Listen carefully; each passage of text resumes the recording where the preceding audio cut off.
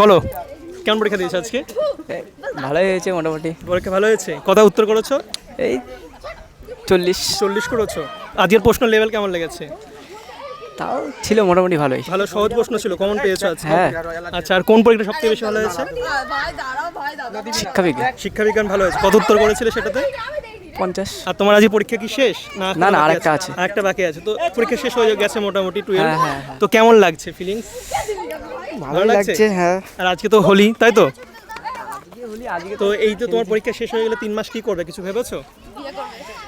হ্যাঁ, ভাবনি এখনো?